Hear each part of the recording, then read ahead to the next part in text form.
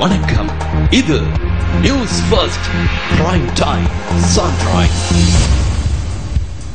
அனைவருக்கும் இனிய காலை வணக்கம். நீங்கள் இணைந்து கொள்வது இலங்கையின் முதற்தர செய்தி வழங்குனர் நியூஸ் ஃபர்ஸ்டின் காலை நேர பிரதான செய்தியுடன். நியூஸ் ஃபர்ஸ்ட் பிரதான கலையகத்திலிருந்து உங்களை சந்திக்கும் நான் சண்முகநாதன் வினோதர்ஷன். விரிவான செய்திகளுக்கு செல்லும் முன்னர் முதலில் இன்றைய தலைப்புச் செய்திகள். மீத்தோட்டமுள்ள குப்பைமேடு காணப்படும் பகுதியில் தொடர்ந்தும் மண் சரிவு அபாயம். மீத்தோட்டமுள்ளையில் ஏற்பட்டுள்ள சேதம் குறித்து மதிப்பீட்டு நடவடிக்கை இன்று ஆரம்பம்.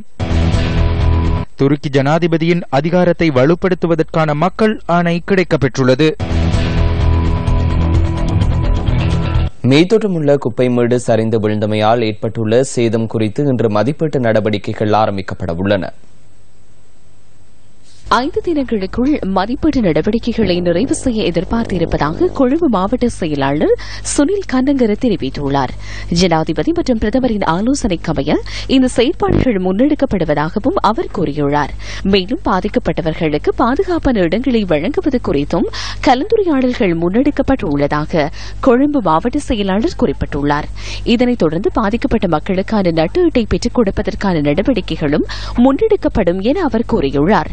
அதற்கமைய குப்பை மேட்டில் சிக்கியுள்ளவர்களை மீட்கும் பணிகள் முன்னெடுக்கப்படும் எனவும் அதனைத் தொடர்ந்து உயிரிழந்தவர்களின் இறுதிக்கிரியைகள் நடத்தப்படும் எனவும் இதன் பின்னர் நட்டீடு வழங்கப்படும் எனவும் சுனில் கண்ணங்கர தெரிவித்துள்ளார். மீதொடமுள்ள குப்பை மேடு சரிந்து விழுந்தமையினால் 228 குடும்பங்களைச் சேர்ந்த 980 பேர் இடம்பெயர்ந்துள்ளதாகவும் கொழும்பு மாவட்ட செயலாளர் சுனில் கண்ணங்கர குறிப்பிட்டுள்ளார். நலன்புரி முகாம்களில் தங்க வைக்கப்பட்டுள்ள இந்த மக்களுக்கான நிவாரணங்களை கொலனாவு பிரதேச செயலகம் வழங்கி வருவதாகவும் அவர் கூறியுள்ளார். குப்பைமேடு சரிந்து விழுந்தமையினால் நேரடியாக பாதிக்கப்பட்டவர்களும் அதனை அண்மித்துள்ள பகுதிகளில் நீரில் மூழ்கியுள்ள வீடுகளை சேர்ந்தவர்களுமே நலன்புரி முகாம்களில் தங்க வைக்கப்பட்டுள்ளதாக கொழும்பு மாவட்ட செயலாளர் தெரிவித்துள்ளார். குப்பைமேடு சரிந்து விழுந்த பகுதியில் 80 வீடுகள் காணப்படுவதாகவும் அவர் சுட்டிக்காட்டியுள்ளார். இதனிடையே அனர்த்தத்தில் உயிரிழந்தவர்களின் இறுதிக்கிரியைகள் அரசு செலவில் முன்னெடுக்க நடவடிக்கை எடுக்கப்பட்டுள்ளதாக கொலனாவு பிரதேச செயலாளர் சுகத் சிசிரகுமார் தெரிவித்துள்ளார். மேலும் பாதிக்கப்பட்டவர்களுக்கு வேறு பகுதிகளில் காணிகளை பெற்றுக் கொடுப்பது குறித்து ஜனாதிபதி தலைமையிலான கலந்துரையாடலின் போது ஆலோசனை வழங்கப்பட்டுள்ளதாக கொலனாவு பிரதேச செயலாளர் குறிப்பிட்டுள்ளார். இதற்கான இறுதி தீர்மானம் இதுவரை எட்டப்படவில்லை எனவும் எனினும் இதற்கான செயற்பாடுகள் விரைவாக முன்னெடுக்கப்படுவதாகவும் அவர் கூறியுள்ளார். மீத்தோட்டமுள்ள குப்பை மேட்டை அண்மித்த பகுதியில் தொடர்ந்தும் மண் சரிவு ஏற்பட்டுள்ளதாக தேசிய கட்டட ஆய்வு நிறுவனம் தெரிவித்துள்ளது. மழையுடனான வானிலை ஏற்படுமாயின் குப்பைமேடு சரிந்து விழும் அபாயம் அதிகரிக்கக்கூடும் என நிறுவனத்தின் மண் சரிவு மற்றும் முன்னெச்சரிக்கை முகாமைத்துவ பிரிவின் பணிப்பாளர் RMS பண்டார குறிப்பிட்டுள்ளார்.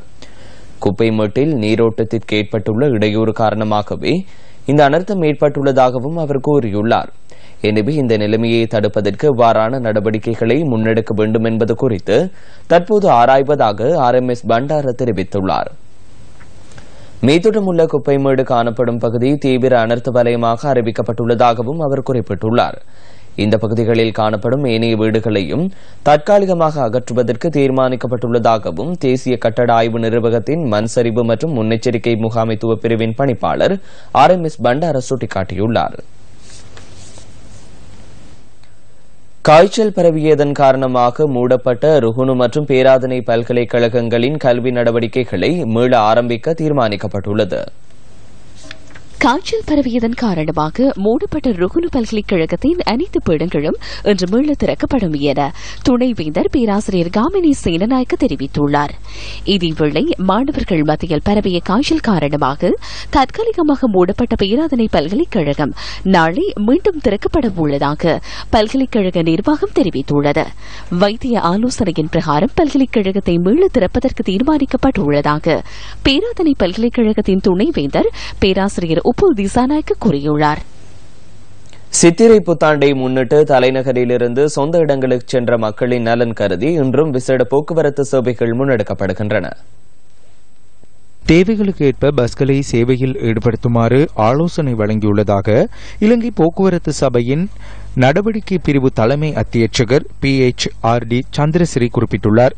இதேவேளை பயணிகளின் நலன் கருதி தேசிய போக்குவரத்து ஆணைக்குழுவினூடாக விசேட பஸ் சேவைகள் முன்னெடுக்கப்பட உள்ளதாக ஆணைக்குழுவின் தலைவர் MBA ஏமச்சந்திர தெரிவித்துள்ளார். அத்துடன் இன்று முதல் மேலதிக ரயில் சேவைகளை முன்னெடுக்க உள்ளதாக ரயில்வே திணைக்களம் தெரிவித்துள்ளது. பயணிகளின் பாதுகாப்பு கருதி விசேட பாதுகாப்பு உத்தியோகஸ்தர்கள் சேவையில் ஈடுபடுத்தப்பட உள்ளதாக ரயில்வே போக்குவரத்து அத்தியட்சகர் விஜய சமரசிங்க தெரிவித்துள்ளார். ஹட்டன் மற்றும் நுவரெலியா பகுதிகளில் அதிகரித்து வரும் வாகன விபத்துகளை குறைத்துக் கொள்வதற்காக ஹட்டன் போலீசார் விசேட சோதனை நடவடிக்கையில் நேற்று ஈடுபட்டனர். நுவரெலியாவிலிருந்து ஹட்டன் வழியாக பயணிக்கும் வாகனமே இவ்வாறு சோதனைக்குட்படுத்தப்பட்டதாக எமது பிராந்திய செய்தியாளர் தெரிவித்தார். இதன்போது வாகன சாரதிகளின் சாரதி அனுமதி பத்திரம் உள்ளிட்ட ஆவணங்கள் சோதனைக்குட்படுத்தப்பட்டதுடன் வீதி விபத்துக்களை குறைத்துக் கொள்வது தொடர்பில் அறிவுரைகளை போலீசார் வழங்கினர். மேலும் வாகன சாரதிகள் சட்ட விதிமுறைகளை மீறுபவர்களுக்கு எதிராக கடுமையான சட்ட நடவடிக்கைகள் எடுக்கப்படும் எனவும் ஹட்டன் போலீசார் தெரிவித்தனர். இத்துடன் நியூஸ் ஃபர்ஸ்டின் காலை நேர பிரதான செய்தி அறிக்கை நிறைவடைகின்றது. மீண்டும் சந்திக்கலாம் 10:25 மணித்தியால செய்தியில். வணக்கம். Hotline 0114-896-896 www.newsfirst.lk. Feedback at newsfirst.lk.